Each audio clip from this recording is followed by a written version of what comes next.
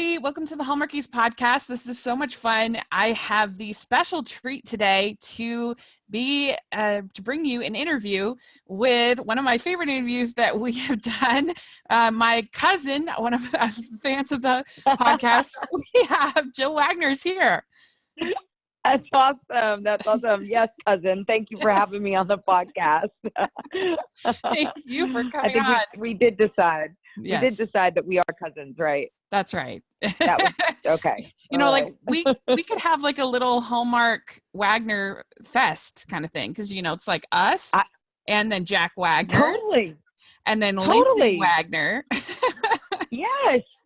I look at that. Don't tell everybody about it. Let's do it in secret, and then we'll surprise everybody. Oh my gosh, it'd be so fun. Can you imagine? That would be like the most random assortment of people. It would be great. I think it would have epic. A good time. So how was your Christmas? You said that it was super busy for you, but yeah.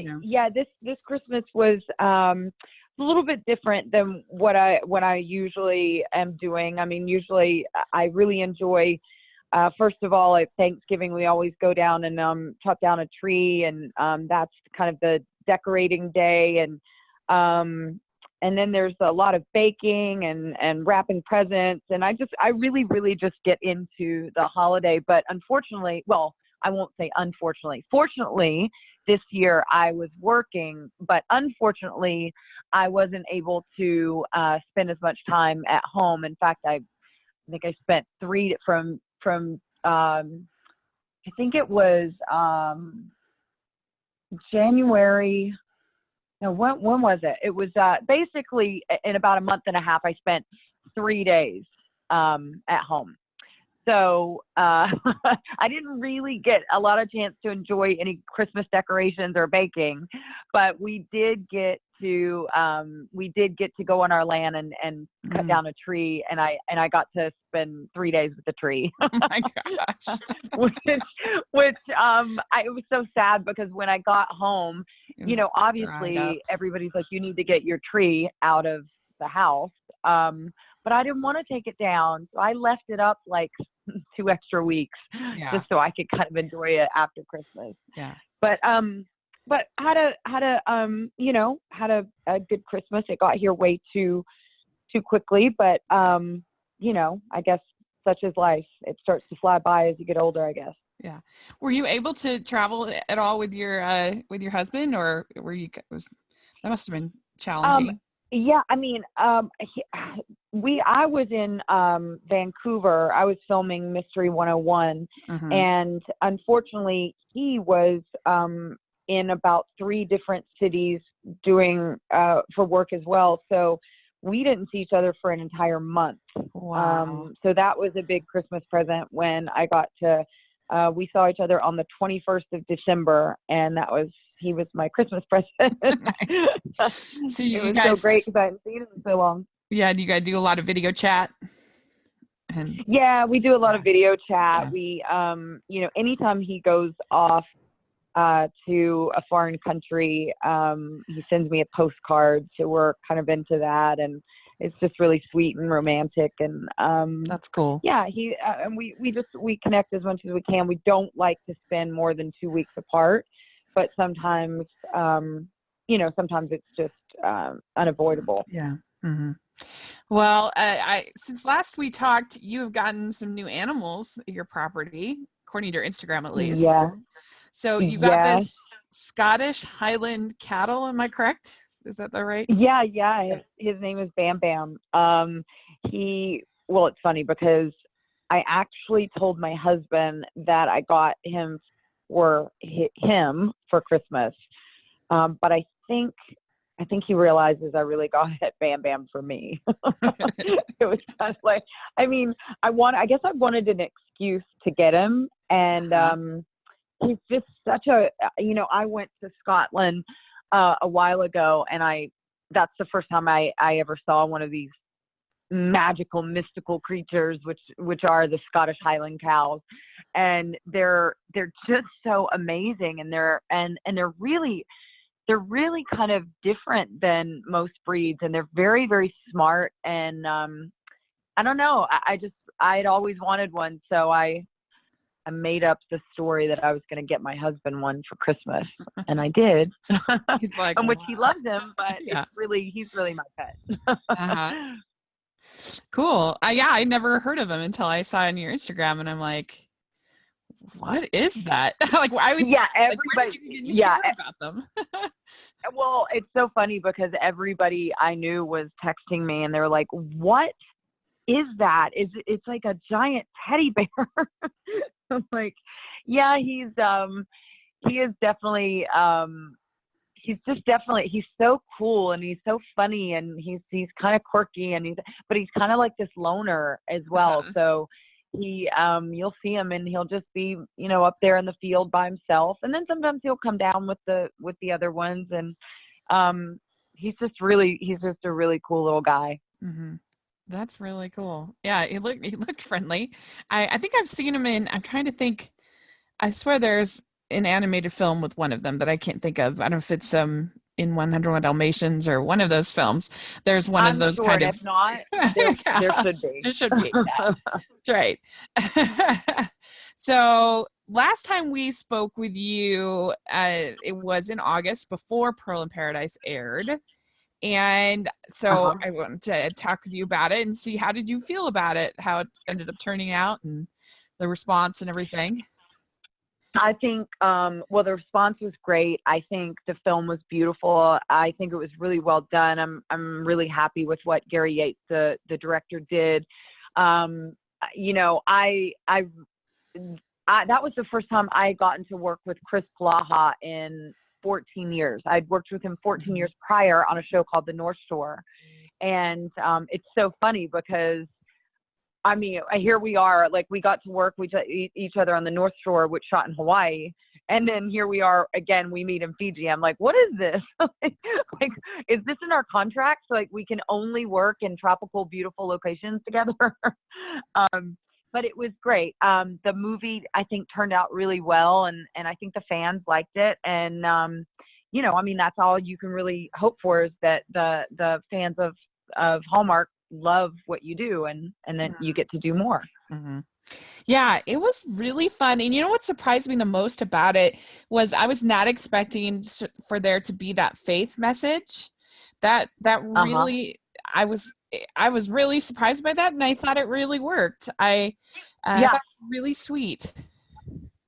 Yeah. Layer to the film. Yeah, me too. Yeah. Yeah, me too. I agree. Totally agree.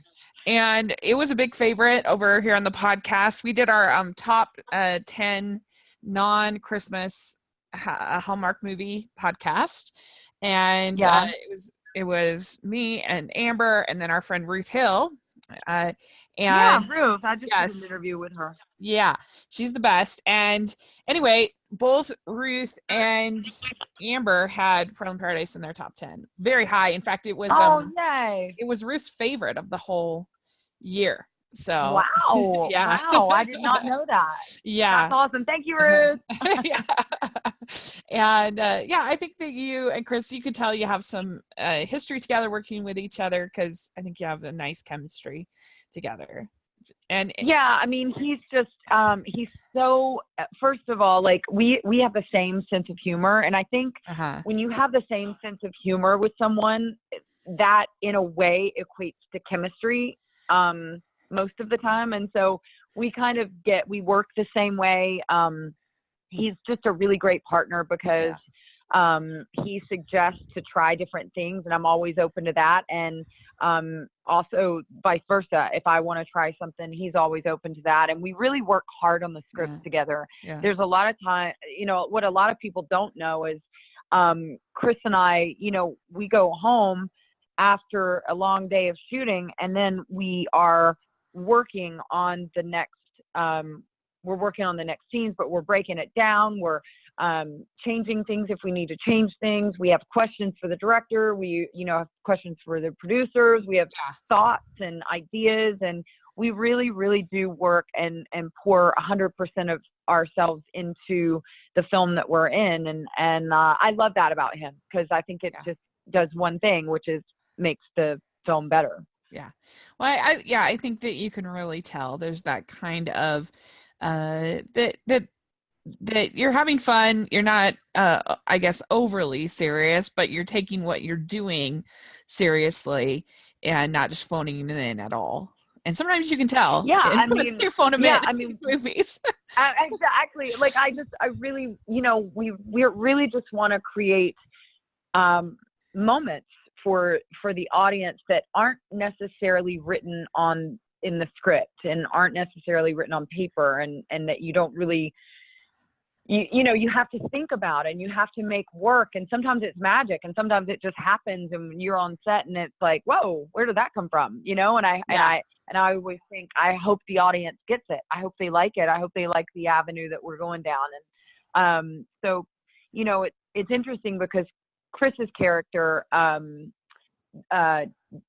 really is, if you think about it, he could be on a whole different network. He's a darker character in Mystery 101 than he was in Pearl in Paradise, and it's just interesting to watch the different characters that he plays, and he's just so good at it, and I think people are really going to gravitate towards the character in Mystery 101 because he's a pretty strong guy. Cool. Yeah. Well, and we were kind of joking the other day that you guys are, you have to work together because he's so tall, and most of the other I know, right? just most of the other Hallmark ladies are pretty short. Like I think it'd be hard for him to be in a movie with Candace Cameron Bure, for instance, who's 5'2". Yeah, it's interesting. I always, I wonder if they think about that. I'm like, do they really just casting, or they just like, do they look at our height and they're like, okay, because I know with Victor Webster, who is very tall. I think he's 6'4" or 6'5". I mean, he's really tall too. So it's like, I just wonder, and I love it because I'm like, yes, I get to wear heels.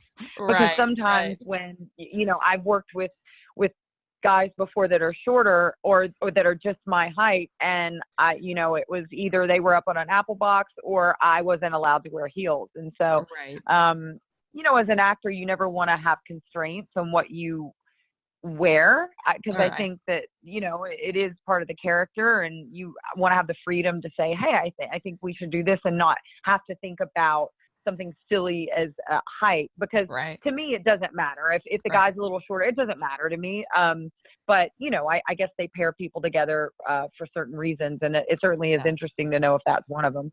Yeah, that would be interesting. I would be curious. It's got to be. I mean, they got to think about all these things. Absolutely. Yeah, I would think so.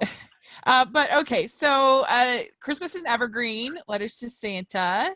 So this was really interesting because they don't typically do sequels like this for Hallmark. I mean, the way that it was kind of a spin-off sequel, kind of. Because it was, I mean, Ashley's character was in it more than I thought that she would be. But it wasn't really obviously about her. It was about you. But there were so many characters, and, I'm kind of curious what that was like to kind of dive into this, like, it's almost like a franchise kind of. What was that like to be? I was super excited and honored that they would want me, that they would trust me with a film like this, to play a lead in a film like this, because the first one was so successful. So it's it's sometimes a little nerve-wracking going into a situation and thinking, well, I don't want to ruin it. I'm hoping that we but I think that the cast was really cast well. I mean, Holly Robinson Peete I've been wanting to work with, so I was really, really excited about that. And meeting Mark, the first day I met Mark, it was like, it's like a sigh of relief, because you never know, like with the leading guy, like, are you gonna get along? Is there gonna be chemistry? Are they just a nice person? And then after I met Mark, I was like, oh, okay, like all those fears went out the window. Yeah. He's super, super talented. He's a Broadway actor. He's trained. I always love working with people like that, because I am not trained, and I am not, certainly not a Broadway actor. And, gosh, I have so much respect for those people and admiration, but, so it's interesting to see how they come at the role versus someone like me, who, really has no idea what I'm doing. I just kind of I got to kind of wing it like I do with everything in my life. But yeah, it was so much fun to work with him, and he's so professional, and he's so, you know, on it, and it just made the process easy. And Holly Robinson Pete is just so much fun. Like, she is just she was just a ball to work with. She's just funny. Yeah. Her and I got along a lot, and That's Ashley really cool. too. So, and then Rakia, I got to work with Rakia. There's so many different, and Andrew. And, Andrew so Francis, many different people. Friend of the podcast. We love him. He's one of our favorites. Isn't he great? Yes, we love him. I mean, I'm a huge animation fan, and so he's an incredible all of his voices. All his voices. I mean, I knew about him even before I knew about him on Hallmark, and so getting the interview, I was like more excited to talk to him about his work. The voices. Really cool. But I really liked how you guys were just friends. That you were just this fun friendship. I enjoyed it very much.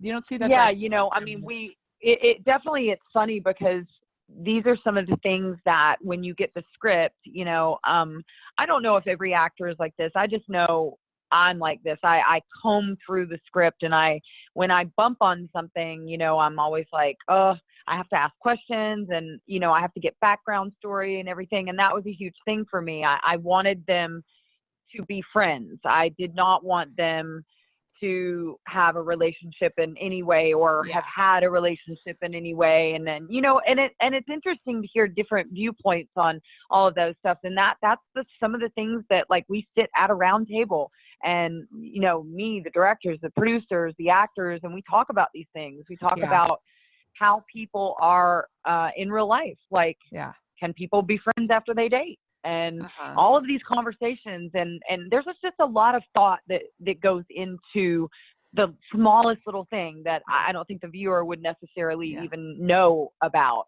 But we hash it over and over and over again. we do it over and over again until nobody wants to talk about it anymore, and somebody gives in. It was just a really nice dynamic, really, you know, just a sweet little thing to have. And I think you guys had a nice chemistry as friends. It was believable that you were friends. Well, I told him, I said, dude, like, in real life, I go, if you live near me, we would be besties. I told him that. I was like, so this is not hard for me. And I also normally I'm not a big fan of the near kiss because it just feels so artificial but I have to admit, it was so hilarious. I died laughing at this. I mean, the double near kiss was just so funny. The double near kiss, right? It was so funny. Yeah, and you know, when you say that too, it's interesting because as an actor, I think when we read that in the script and we're like, oh no, okay, how am I going to do this? It's really stressful because you're just like, how do I make this work? You know, I got to make this work. I got to either make it funny, I've got to make it believable because it's written in the script. So it's kind of a challenge. Those small little things like that can be like the biggest challenge of the film, is to not, you know, make it so like, oh no, you know, to make it so cheesy. Well, I don't know. It was just really funny. I think I felt like it was a little bit sort of winking at like the Hallmark tropes a little bit. Like, I don't know. Maybe we did that a little bit. Yeah, you always get a near kiss in these movies about now. We're going to give you 2. Yeah. I don't even know if that was written, to be honest with you. Gosh, that might have been something that Mark and I just were like, maybe it was written. I don't know. We ad-lib a lot of it, and then some of the ad-libs get in there, and then some don't, and you know, and we just play. We just play all day. Yeah. It was really funny.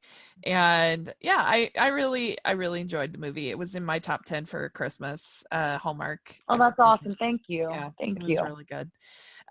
And hopefully we'll get to see one every year. We'll just get a little little update on Evergreen each year? That would be really fun. Well, I think so, you know, because I was in love with that truck, and I Yeah. got the backstory on the truck that they actually bought the truck. Hallmark bought the truck Uh-huh. for the franchise. So Yeah. I think it's going to be back. Yeah. That's awesome. That's good to hear. Yeah. Very cool. Because that's the way that like romance novels are, you know, like if you read a romance Uh, novel, it starts off with one couple and then you'll get like the next one is in the same town. Like right. yeah, like Susan Mallory has the Fool's Gold series, and each book is about a different couple in Fool's Gold, and you'll get like a little cameo from the previous book's couple, and so but they've never really done that for Hallmark, except for maybe I guess the Wedding March movies a little bit, kind of, Well, but you know, it's yeah, so smart because you set up this town and you spend so much of the movie setting up the location and the setting and the yeah, town and the people. And then it's like, it's just kind of a waste when it has to all go away. Right. right, But it's so much better when you've got the sequel and that, you know, all of this, so you can dive uh-huh. into the relationships and the stories and not have to spend all of that time again on the Yeah, setup of the, you know, of the location and yeah, and you guys filmed the this in like town. September, right? Ish. I think we were filming in, yeah, I think around September-ish. So it was a little bit cooler, maybe not. Yeah, it wasn't Yeah, bad. I mean, it wasn't not too like my bad. normal ones where it's like 90 degrees outside Right. and I'm wearing a scarf. Yeah. we we did kind of laugh on the podcast that the Evergreen snow globe wasn't seen as much in the movie as in the first one, and we're like, I bet Jill Wagner got so tired of looking at that snow globe in Maggie's Miracle. She was like, no, Yeah. Here's another one.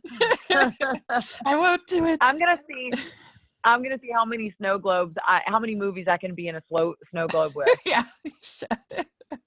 That's You what I'm should, gonna do. yeah, they should do a remake of the there was an old TV movie called Snow Globe a few years ago, not on Hallmark, but where the girl actually goes into the snow globe. Yeah, It's pretty exactly. good. So well, so you have this Mystery 101 coming up, and you had said that it'll be a little bit different than maybe characters you played in the past.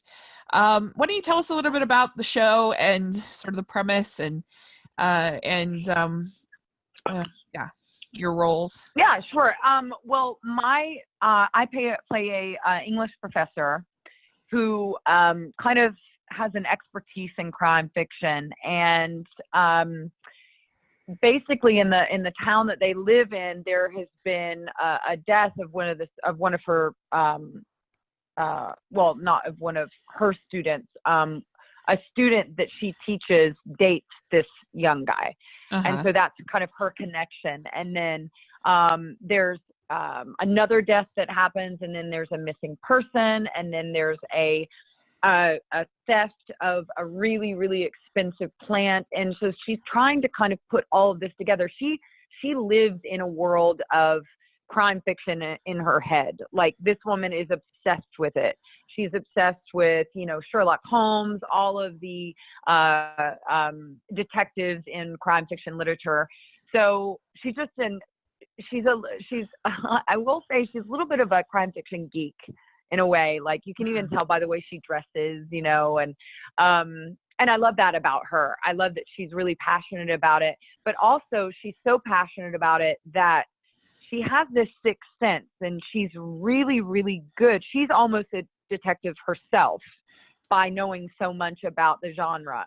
And then, so she's really inquisitive about all of this stuff that's going on. She's kind of her spidey senses are going off that, like, something isn't right. And then when she meets this new detective in town, Detective Burke, played by Christopher Plaha, he comes into town, and they kind of bump heads at first because, you know, she wants answers, and she's a very strong female character, which I love that Hallmark promotes these characters, and then I get to play. And but I think that he starts to realize that she could be a real asset to him. And in doing so, they can kind of pair up together and hopefully solve this mystery of what's happening in this town.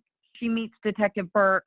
She kind of butts heads with him a little bit, but he starts to understand that she can be a real asset to him because he sees that she knows her crime fiction, and she can she can help him solve this if they just try to work together. And I think that's kind of the fun of this one, is that you don't get these two people who are just from the get-go, there's just like all these sparks and then everything's perfect. And, there's a lot of push and pull here and butting heads and different views and this and that. But the characters are great. I mean, to me, there's a little bit of even like a moonlighting vibe to this, which I think is great. Yeah. I was thinking from the trailer, almost sort of like a Bones. You ever see Bones? Oh, totally could be Bones. Yes, absolutely. I didn't even think about that, but yeah. So that'll be really fun. The synopsis wasn't the greatest we did our preview show, and it was weirdly worded, the synopsis, but we were kind of laughing about it. But yeah, so this one, the case is centered around one of your students. Her boyfriend has been killed. Yeah. So basically, her boyfriend has been was killed, and then she goes missing, and so it's a little bit like, what is happening here? And you meet all these different characters. So I think it's fun for the viewer because if you are watching at home and you're really, really into this, and you have a little bit of crime fiction knowledge yourself, and you see what's going on, you could probably figure it out. But even when I was reading the script, I was like, who is it? Like, who did this? Who done it? Yeah. So, cool. So yeah, it's really fun. And I hope that, obviously we hope that people like it, because if they do, then, we can make more of these, and it can be hopefully a successful series for them. Yeah. Yeah, I hope so too. Well, it'll be really fun. We got to interview Preston. I got to interview Preston Vanderslice. I love Preston. Yeah. He was the best. So great. So we're definitely really looking forward to it this weekend. So we already have given you the Teen Beat questions in our last interview. So I'm just going to go ahead and end the interview by giving you our holiday Teen Beat questions, because you didn't get much of a Christmas, so why not extend it? Oh, so thank I have you. some fun questions for you. So first question, what is your favorite holiday drink? Oh gosh, eggnog, 100%. Yeah. I still have some in my refrigerator that I'm hoarding in the back of the refrigerator because I don't want anybody else to see it, because it's my last one and you can't buy it anymore. Right. You got to learn how to make it. I know, right? Yeah. Okay. So what is your favorite holiday cookie or treat? It's something that I make every year. I call it snow. I don't know what, I'm sure other people call it something else. But it's Chex Mix, and you melt it with the chocolate and then the powdered sugar. Yeah. I can only make it at Christmas, because if I make it year round, I would have a real diabetes problem, because I eat it like it's like I can't sit in front of the TV with it. In fact, I can't even be around it. I'll just eat the whole bowl. I'm obsessed with it. That is addicting. I agree. Yeah, it's so good, and there's nothing to it, and that's what makes it even better. Is it's so easy to make. So, what is your favorite Christmas song or carol? I would have to say Silent Night, because ever since I was little, on Christmas Eve, we would always go over to my grandmother's house, and before we would eat our Christmas Eve dinner that she cooked, right after prayer, we would all sing Silent Night. And I think that song to me has the most meaning at Christmas. That's really good. Yeah, that's one of my favorites as well. You would have liked Christmas in Graceland this year on Hallmark Channel. Oh yeah, I They want to sang see it that because I love Wes. Yeah. Oh yeah. You should. It was fun, but they sang Silent Night 4 times.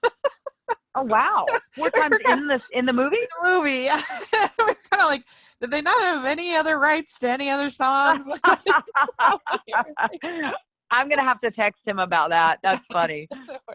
And he was very dreamy in the movie. I'd say he did a very good Yeah, job. yeah, and he's awesome. He was well, let's see, I think it was my second Hallmark film was Christmas Cookies, and I worked with him, and he couldn't be a nicer.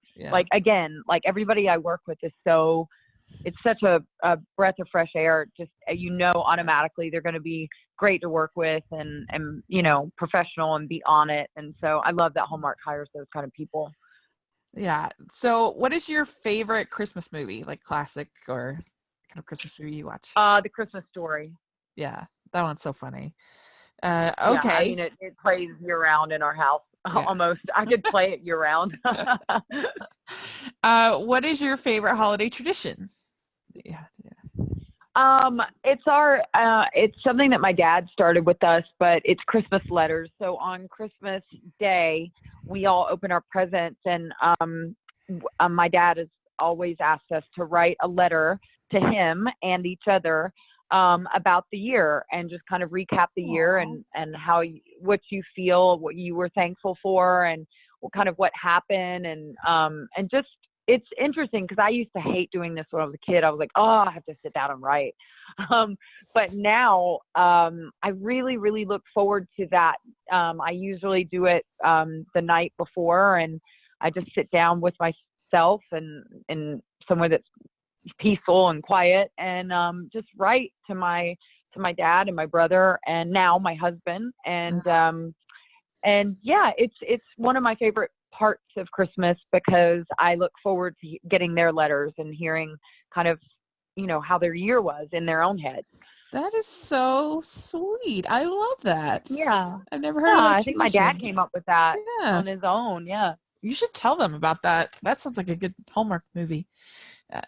Right? Yeah. Oh, gosh, maybe I should write it. I'm not going to tell anybody about anything. I'm going to produce it. That sounds good. Yeah, give me I'll be an extra. You can do it in Utah. You can be I'll be an extra. Yeah. Yes. This is good. Okay. What's a memorable Christmas gift you either given or received? I guess you already talked about with the letters, but I don't know if you have anything else. Actually, it's kind of one that I gave, but also received. It was the best thing I think I've ever done. The best gift I've ever given, but because I got so much joy out of it. I took my grandmother, it was my gift for her. I took her for New Year's to New York City. And when I think she was around 85 or 86 or 87, somewhere around in there. And it was right before she kind of got to the point where she couldn't walk very well. And we had an absolute ball. It was my favorite trip of all time, regardless of where I've been in the world. Like, we had so much fun. It was just so much like a girls trip, and we'd have fun. I took her to go see a Broadway musical, and she's never been to any big city. And so to be able to show a woman or a man in their 80s, anyone in their 80s, something new. And it was like she was a child looking at something for the first time. And I think that to me was more rewarding than anything that I've ever gotten or given. So I'd have to say it was the trip for my grandmother.